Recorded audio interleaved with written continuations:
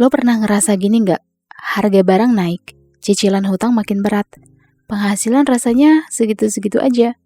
Tabungan, ya mungkin ada, mungkin juga kosong. Apalagi kalau ada perubahan ekonomi kayak resesi global, krisis ekonomi, krisis 2030, inflasi, PHK massal, harga properti naik, aset makin mahal, suku bunga nggak turun-turun. Tapi apa yang kita lakukan? Scroll TikTok, nonton Netflix, belanja Shopee 12.12. Sambil bilang pelan dalam hati, nanti juga normal lagi. Bro, dengerin ya.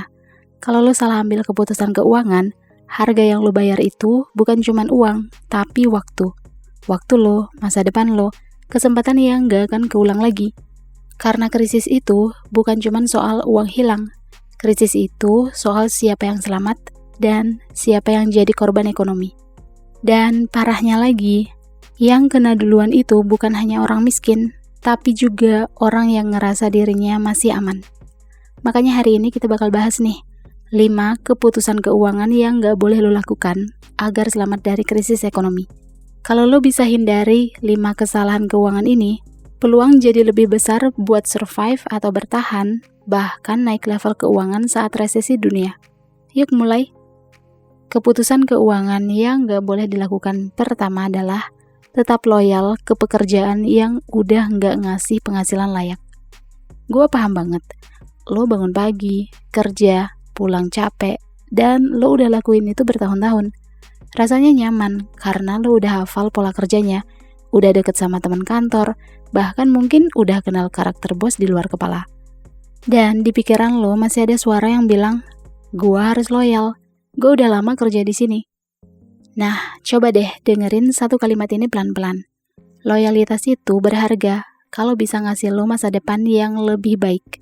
Kalau enggak, itu bukan loyalitas, itu jebakan nyaman. Banyak orang stuck karena jebakan ini. Tiap tahun gaji naik 3-5%, bahkan kadang ada yang nggak naik-naik. Tapi biaya hidup, cicilan, biaya makanan, listrik, biaya berobat, biaya pendidikan, semuanya naik 10-20%. Jadi sebenarnya lo bukan naik level, lo turun. Pelan-pelan, tapi lo nggak sadar.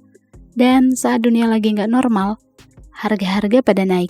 Terjadi PHK massal, perusahaan mulai efisiensi, AI dan otomatisasi mulai ganti kerjaan manusia. Ini realita pahit yang harus dihadapi.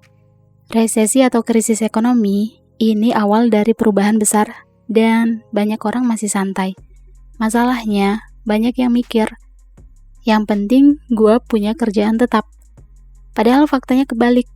Di kondisi kayak resesi global, pekerjaan tetap itu nggak menjamin apa-apa. Karena dalam masa krisis, gaji bisa tiba-tiba dipotong, bonus bisa hilang tanpa pemberitahuan, jam kerja berubah, tanggung jawab makin banyak, dan posisi lo bisa diganti teknologi tanpa drama. Kalau lo cuma bergantung ke satu sumber penghasilan, itu bukan aman. Itu rapuh. Dan di krisis ekonomi, yang selamat bukan yang pintar atau yang paling lama kerja. Yang selamat adalah yang adaptif, yang mau belajar hal baru, yang mau upgrade skill, yang mau nyari peluang, dan yang mau buka pintu baru walaupun takut. Jadi sebelum terlambat, sebelum lo dipaksa berubah, sebaiknya lo mulai berubah duluan. Mulai dari hal-hal yang simple, misalnya upgrade skill yang relevan sama industri masa depan. Cari skill yang tetap laku bahkan saat resesi dunia.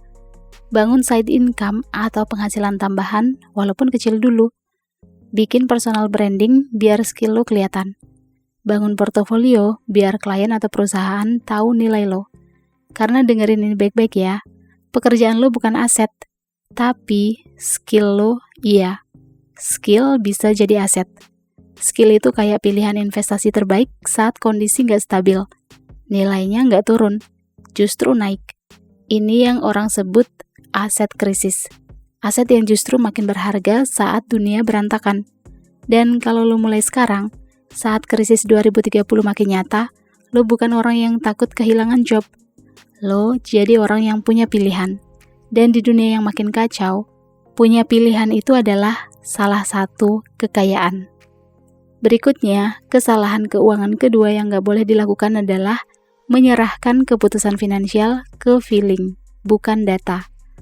Lo pernah nggak mau beli HP, laptop, atau motor, risetnya itu sampai berhari-hari. Lo lihat review di YouTube, bandingin harga di marketplace, terus ngecek fiturnya satu-satu.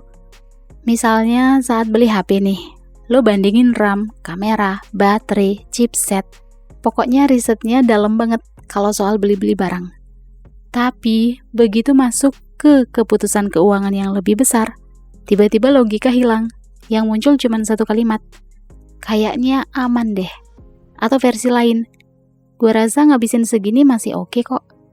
Kayaknya nggak masalah deh ambil KPR 20 tahun. Feeling gue bilang bisnis atau investasi ini bakalan naik.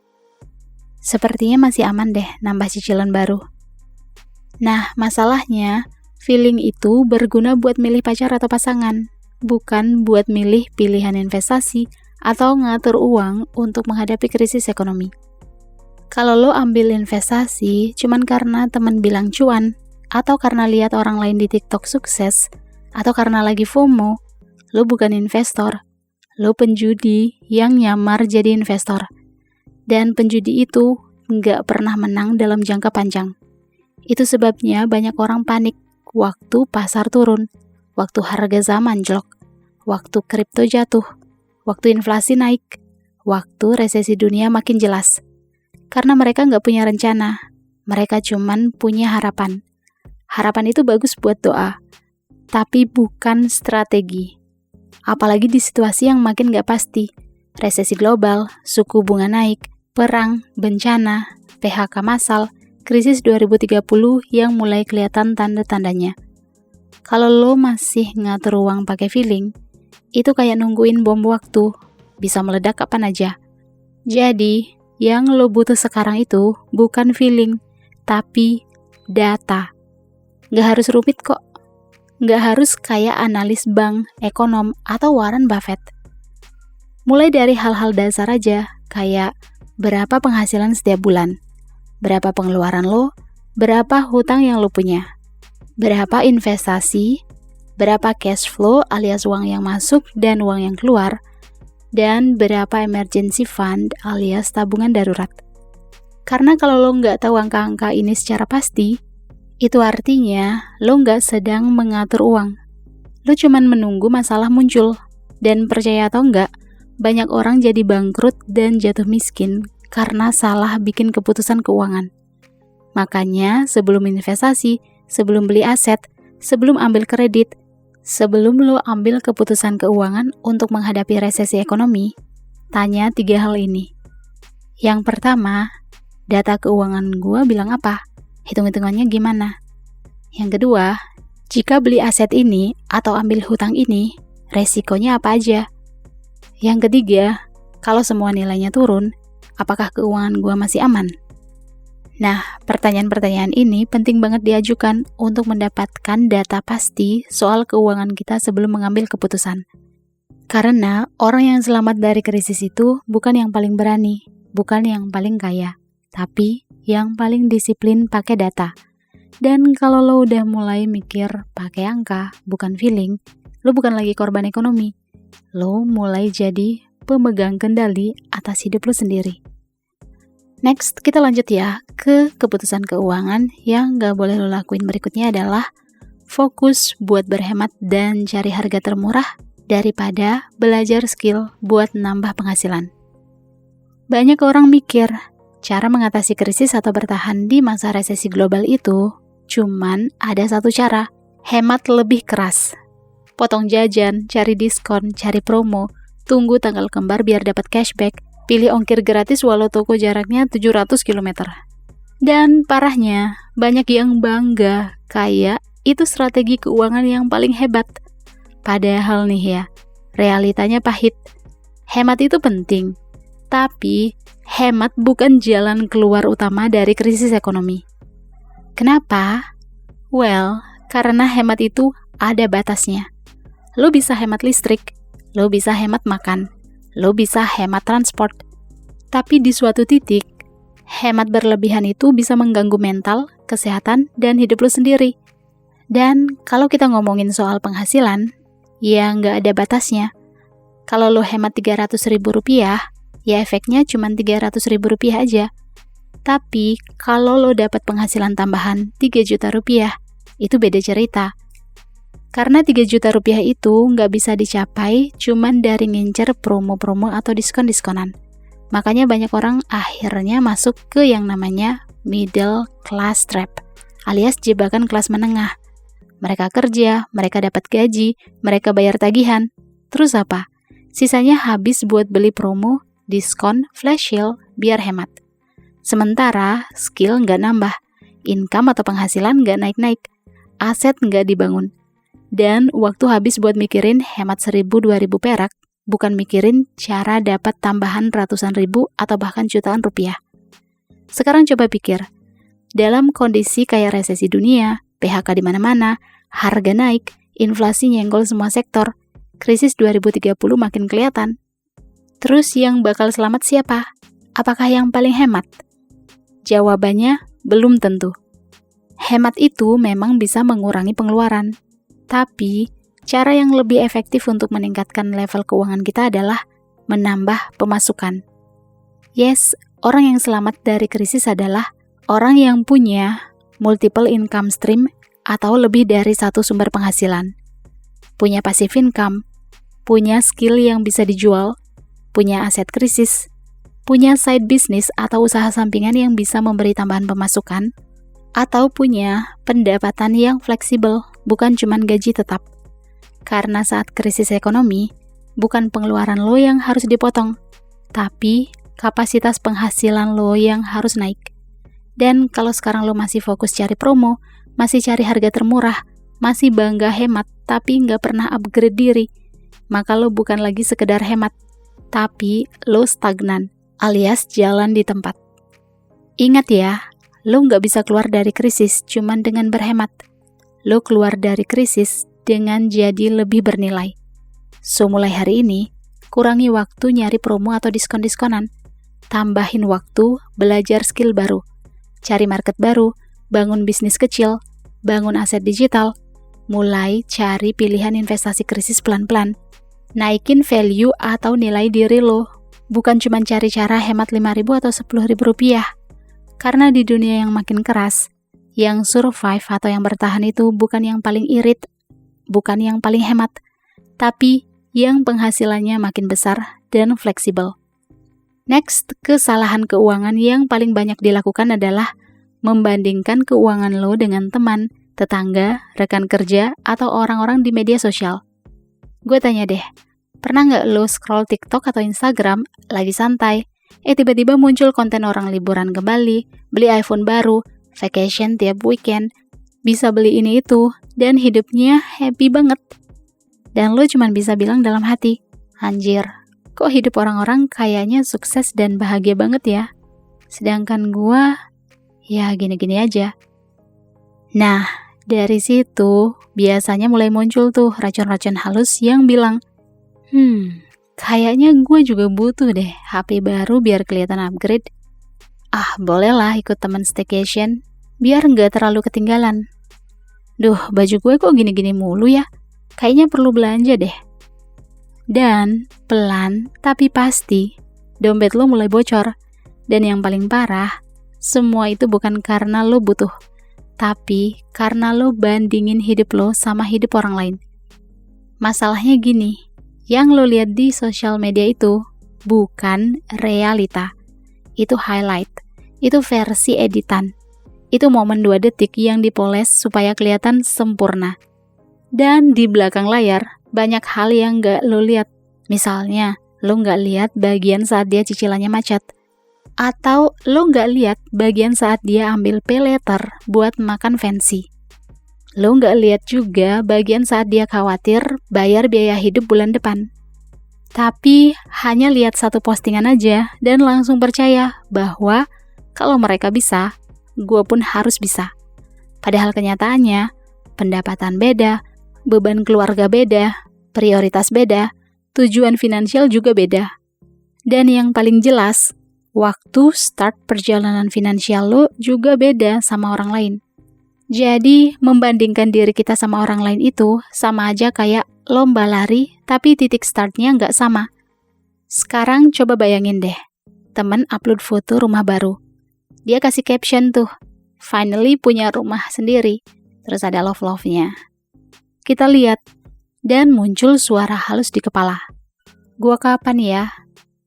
Padahal nih ya, ada hal-hal yang nggak bisa kita lihat dari postingan Instagram itu. Misalnya, cicilannya 20 tahun, DP-nya pinjam sama orang tua, renovasinya pakai kartu kredit, furniture-nya dicicil 0% tapi 24 bulan, atau gajinya habis hanya untuk bayar tagihan. Dari postingan di media sosial, kita cuma lihat hasilnya aja, nggak lihat prosesnya dan harga yang dibayar buat dapetin hasil itu. Kebiasaan membandingkan diri dengan orang lain ini bisa berbahaya dalam kondisi ekonomi dunia yang nggak baik-baik saja. Karena begitu kita maksain ikut-ikutan gaya hidup yang bukan level keuangan kita masuk ke zona paling gelap dalam finansial, yaitu lifestyle debt, alias utang gaya hidup. Ini jenis utang yang paling licin dan paling menipu. Karena kita ambil hutang ini tanpa rasa bersalah. Kita bakal bilang, ini bukan boros kok, ini kebutuhan. Atau bilang, biar kelihatan profesional. Atau, temen gue juga punya kok. Dan begitu gaya hidup udah naik, percaya atau enggak, jarang banget bisa turun lagi. Banyak banget orang yang udah kena jebakan ini. Jadi apa dong solusinya? Sederhana aja, tapi nggak banyak orang yang mau melakukan, yaitu bandingin keuangan lo cuman sama diri lo sendiri. Coba deh ajukan pertanyaan-pertanyaan kayak gini. Keuangan gue hari ini apakah udah lebih baik dari bulan lalu? Apa tabungan gue udah naik ya? Cicilan udah menurun belum? Skill gue udah nambah belum ya? Atau investasi gue apa aja bulan ini? Jadi, lo nggak butuh validasi dari sosial media. Lo nggak perlu jadi pembanding dari hidup orang lain. Karena ujung-ujungnya, yang bayar tagihan, ya lo, bukan mereka. Makanya kalau mau selamat dari krisis, dan bukan selamat aja ya, tapi juga naik level, stop main game orang lain. Main game lu sendiri, dengan aturan lu sendiri, dengan pace lu sendiri. Karena di dunia finansial, fokus ke tujuan finansial kita sendiri bikin naik level keuangan. Sedangkan membandingkan diri sama orang lain bikin bangkrut pelan-pelan. Nah, kita lanjut ya ke keputusan keuangan berikutnya yang harus dihindari itu adalah menghabiskan waktu untuk bikin rencana yang sempurna, tapi nggak pernah mulai. Ini salah satu kesalahan keuangan paling halus dan paling banyak dilakukan orang. Banyak orang punya niat bagus, mau mulai investasi, mau bangun bisnis, mau nabung rutin, mau mulai side income, mau upgrade skill, tapi mereka selalu punya alasan. Gue mulai nanti aja deh kalau udah siap. Atau gue mulai kalau ada modal. Gue mulai kalau waktunya pas. Gue mulai kalau gue udah ngerti semuanya. Dan pada akhirnya, mereka nggak mulai apa-apa. Ada fakta pahit tapi penting, yaitu orang bisa sukses bukan karena rencananya sempurna. Orang bisa sukses karena dia mulai duluan. Sementara orang lain masih sibuk overthinking. Yes, kadang yang bikin lo stuck itu bukan karena kurang ilmu, bukan kurang modal, bukan kurang waktu, tapi karena lo nunggu semuanya sempurna sebelum lo mulai. Masalahnya, kesempurnaan itu ilusi. Gak akan pernah ada waktu yang 100% ideal. Dan kalau lo tunggu terus, tahun depan lo bakal tetap di tempat yang sama. Ingat satu hal ini ya, krisis itu bukan cuma masalah. Krisis itu juga peluang. Di masa krisis ekonomi, biasanya ini nih yang terjadi. Harga aset banyak yang diskon. Banyak orang panik dan mundur. Persaingan jadi turun. Teknologi baru cepet banget diterima. Dan peluang bisnis muncul dari hal-hal yang sebelumnya nggak dianggap penting. Tapi siapa yang dapat peluang itu? Bukan yang punya rencana paling canggih, bukan yang paling banyak baca buku, bukan yang paling banyak nonton webinar, tapi yang berani mulai. Coba pikir deh, berapa banyak ide bisnis yang lo punya tapi nggak lo lakuin? Berapa kali lo bilang ke diri sendiri, tahun depan gue berubah deh, tahun ini gue mulai. besok gua gas.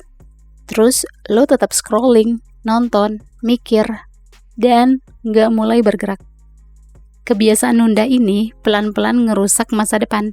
Karena dunia bukan milik orang yang paling pintar. Dunia milik orang yang take action. Yang ambil langkah meskipun belum siap. Yang belajar sambil jalan.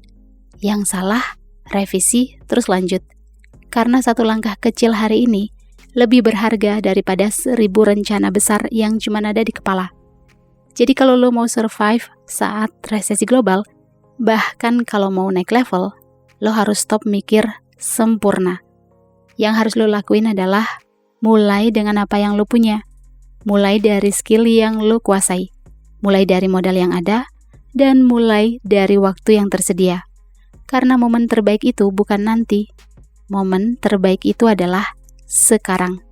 Dan ingat, lo nggak harus mulai besar. Lo cuman harus mulai. Krisis ekonomi itu bukan momok. Resesi global bukan akhir dunia. Ini cuman filter yang memisahkan antara orang yang adaptif dan orang yang pasif, orang yang belajar dan orang yang cuma nonton, orang yang bergerak dan orang yang cuma berencana aja, orang yang siap dan orang yang santai. Nah, kalau lo bisa menghindari keputusan keuangan atau kesalahan keuangan ini dan melakukan hal-hal sebaliknya dengan konsisten dari sekarang, lo bukan cuma survive, keuangan lo bisa naik level, pemasukan bertambah, tabungan meningkat, aset investasi bertambah, dan tentu saja bakal merasa lebih aman dan nyaman menjalani hidup. Krisis itu bukan tentang siapa yang paling pintar, tapi siapa yang paling siap. Dan lo ada di posisi yang bisa memilih dari sekarang. Well, itulah 5 keputusan keuangan yang gak boleh lo lakukan agar selamat dari krisis ekonomi atau resesi global. Apakah lo ada opini soal krisis atau resesi ekonomi? Komen ya. Like, share, dan jangan lupa subscribe untuk dapetin update video-video berikutnya. See you guys in the next video.